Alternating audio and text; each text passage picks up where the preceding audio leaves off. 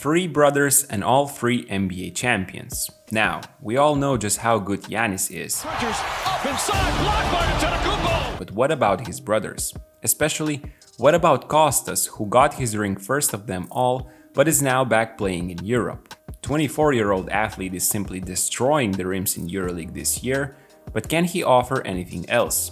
In this video, we will examine just exactly how good Giannis' brother is, and does he have the potential to return to the NBA? It's a jailbreak here for Asphalt and the Thunder Dunk.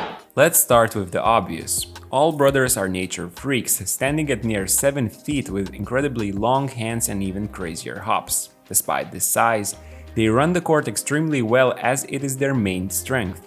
Giannis is obviously the most skilled brother, creating havoc in transition with his handles and strength, where defenses have to build walls in order to slow him down.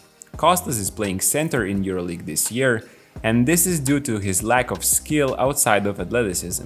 However, in transition, he is a precious weapon capable of outrunning any big man in the league and converting any ball around the rim into 2 guaranteed points. He is averaging 1.56 points per possession in transition, and even past NBA dunk champions are no match for him in fast break. Same physical advantages make Kostas a huge threat as a pick-and-roll man.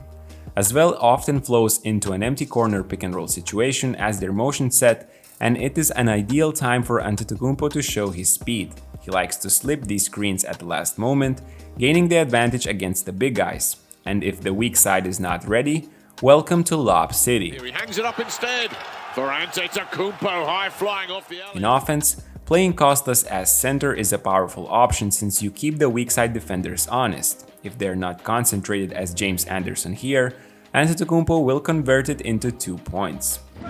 Feeds it. Kowski. Oh, wow! Him being a huge alley-oop threat opens up opportunities for his teammates to attack and score too. You can't see this on a score sheet, but here his role makes Nicolo Melli worried about a potential lob pass to Kostas, and it opens up this skip pass to the corner where Lacombe hits a free. Other teams might try to counter his roles by playing drop defense on as well pick and rolls, even if the French team has high-scoring guards like Chris Jones and Elie Okobo, who are super efficient from the mid-range. Opposing bigs will make one step in front and then recover back immediately to prevent the lobs, leaving these floaters open.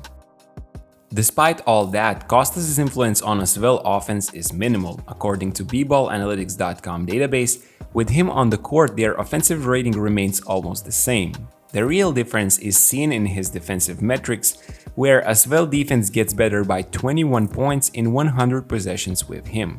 The explanation for this contrast is based on the same thing that the Antetokounmpo family is famous for: crazy athleticism and height combination. Kostas is often the last line of his team's defense, erasing shots at the rim, even floaters who seem to be out of one's reach. Players have fear of attacking from the paint when he is near, as we can see Papapetru thinking twice before finally getting his shot rejected.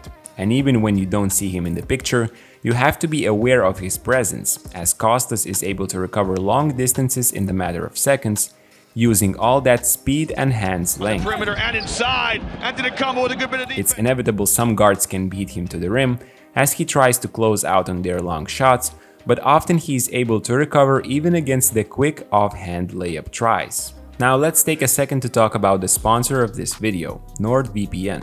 Do not miss any match, even if you are abroad. With NordVPN, you can change your virtual location with a click and take advantage of the fastest VPN on the market. That's not all. Just click on the link in the description or type in nordvpn.com/basketanalytics and you will get 73% off the 2-year plan. And even that's not all. If you are not satisfied, you can get your money back within the first 30 days. That's nordvpn.com/basketanalytics. Another thing about his impact on defense is that with Kostas in their lineup, as well can use the switch all system too, as his physical tools allow him to be an above average perimeter defender. To be completely honest, he doesn't have the quickest lateral movement in the world, but he is just so tall and long that he is able to recover lost distances and contest almost every shot. Now take a look at this double play, where his freakish nature won as well the game against the reigning champions. They'll soak it up, soak it up. Kobo will then fire it out. Osakowski's done really well to keep that alive. Drives in, finds the lane, and it's put back brilliantly. Antetokounmpo gives them the lead with 12 seconds to play. A last chance here for Anadolu Efes to at least tie it up. Maybe they can win it with a three. Larkin goes one way, goes the other, hangs it up, it rims out! First, his length allowed to save a lost possession and get in front, and then later forced Shane Larkin, one of the best players in Europe, to take this difficult shot instead of driving to the rim. Now, seeing all these positive clips, you might be wondering, so why Kostas is playing only 13 minutes per game in the EuroLeague, where he averages 6 points? That's because when the talk switches from natural talents versus skills and basketball IQ, the situation gets tricky. His 2-point percentage is at 76%, but when he has to finish everything else but the dunks, it can get pretty ugly.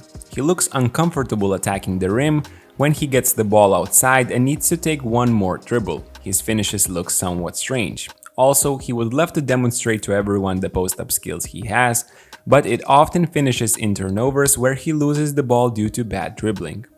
These turnovers are influenced not only by dribbling though. Another major issue of Kostas is the lack of strength. Opposite to Giannis, who completely transformed his body in the early years of career, 24-year-old Kostas still needs to add a lot of strength. Because of this, he gets easily pushed around when he has a mismatch inside, and they often finish with him not even asking for the ball seriously, knowing that he doesn't have nor the strength nor the skill to explore them efficiently.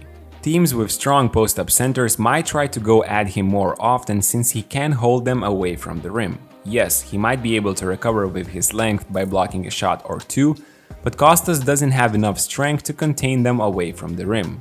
Moreover, he's a stupid foul-prone as he tries to block three-point shots too hardly, making as well as head coach TJ Parker go crazy.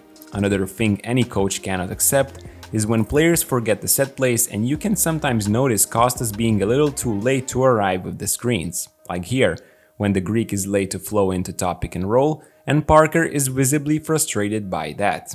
Just like Giannis, Kostas can't offer floor spacing as he doesn't have a great shot from outside and has only taken 3 3-point attempts this season in the EuroLeague. Their free throw percentages are almost identical, as well as their shooting mechanics. They both hover around 70% from the line this year, which isn't completely bad. To sum up, the lack of skills and his playing style, which relies only on physical tools, is what stops Kostas from making a big leap in his career. He is a very one-sided player, and in my eyes, the NBA is out of the question. Becoming an elite EuroLeague center is still a real possibility. There is obviously a lot of work to do before that.